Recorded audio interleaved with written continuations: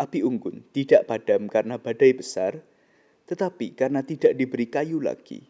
Demikian juga iman kita.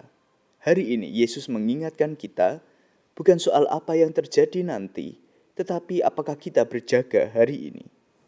Salve Sobat Pena Katolik, berjumpa kembali di Setitik Embun, sebuah renungan harian untuk kita semua.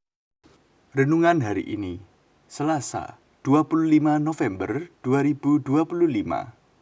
Bacaan Injil diambil dari Injil Lukas, bab 21, ayat 5 sampai dengan 11. Inilah Injil suci menurut Lukas. Dimuliakanlah Tuhan. Ketika itu, beberapa orang berbicara tentang bait Allah dan mengagumi bangunan yang dihiasi dengan batu indah dan berbagai macam barang persembahan. Tetapi Yesus berkata kepada mereka, "Akan tiba harinya segala yang kalian lihat di situ diruntuhkan, dan tidak akan ada satu batu pun dibiarkan terletak di atas batu yang lain." Lalu murid-muridnya bertanya, "Guru, bila manakah hal itu akan terjadi, dan apakah tandanya kalau itu akan terjadi?" Jawab Yesus, "Waspadalah, jangan sampai kalian disesatkan, sebab banyak orang akan datang dengan memakai namaku dan berkata, 'Akulah dia,' dan saatnya sudah dekat. Janganlah kalian mengikuti mereka. Dan bila kalian mendengar kabar tentang perang dan pemberontakan, janganlah kalian terkejut, sebab semuanya itu harus terjadi dahulu. Tetapi itu tidak berarti kesudahannya akan datang segera." Kemudian Yesus berkata kepada mereka, "Bangsa akan bangkit melawan bangsa, dan kerajaan melawan kerajaan. Akan terjadi gempa bumi yang dahsyat, dan di berbagai tempat akan ada penyakit sampar dan kelaparan. Dan akan terjadi juga hal-hal yang mengejutkan dan tanda-tanda yang dahsyat dari langit." Demikianlah sabda Tuhan. Terpujilah Kristus. Saudara-saudariku terkasih, pada bacaan Injil hari ini, kita melihat bagaimana Yesus menanggapi banyak orang yang kagum akan bangunan bait Allah yang megah dan kokoh. Mereka memuji keindahannya, tetapi Yesus justru memberikan nubuatan mengenai masa depan dari bangunan itu, bahwa kelak tidak akan ada satu batu pun yang tersusun di atas batu yang lain.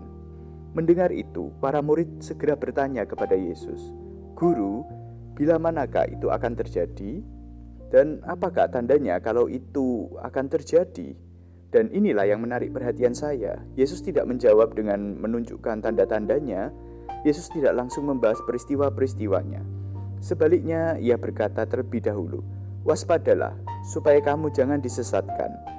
Lalu saya mulai merenungkan, mengapa Yesus menjawab seperti itu? Kemudian saya mendapati bahwa seringkali kita begitu tertarik dengan peristiwa yang spektakuler, nubuatan akan masa depan, terlebih tentang akhir zaman. Banyak orang sibuk bertanya apa yang akan terjadi, kapan terjadinya, bagaimana terjadinya, tetapi melupakan satu hal yang paling penting, yakni berjaga-jaga. Bukankah Yesus sudah mengingatkan akan hari dan tanggalnya? Hanya Allah Bapa lah yang tahu. Maka yang terpenting bukanlah mengetahui kapan waktunya tiba, tetapi siap sedia kapanpun waktunya tiba. Karena pada akhirnya toh kita semua pasti akan meninggalkan dunia ini, bukan? Dan apakah kita tahu kapan itu akan terjadi? Tentu tidak. Saudara-saudariku terkasih, saya kira Yesus berkata, "Waspadalah," bukan untuk menakut-nakuti, tetapi untuk melindungi kita.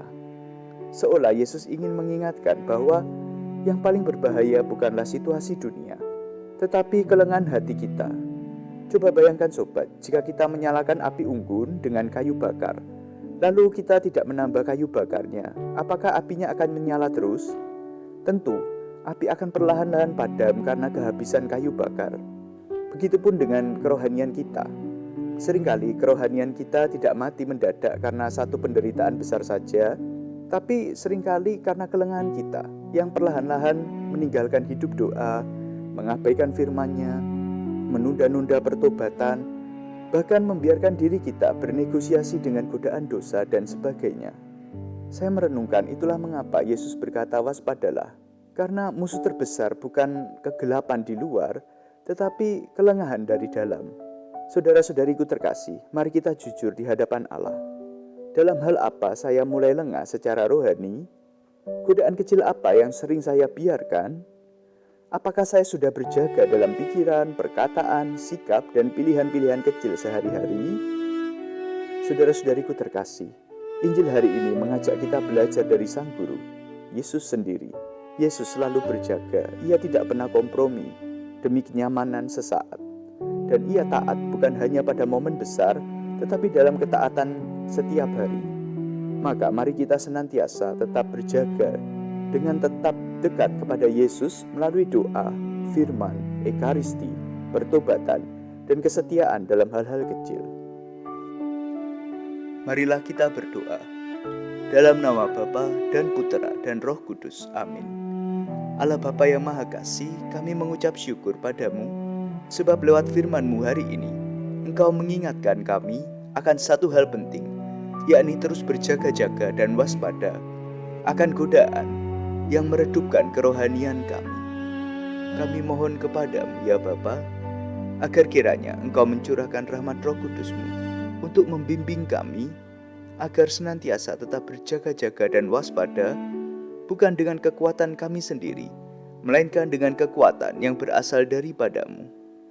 Ini semua kami mohonkan dengan pengantaraan Yesus Kristus, Tuhan dan Juru Selamat kami. Amin. Dalam nama Bapa dan Putera dan Roh Kudus. Amin.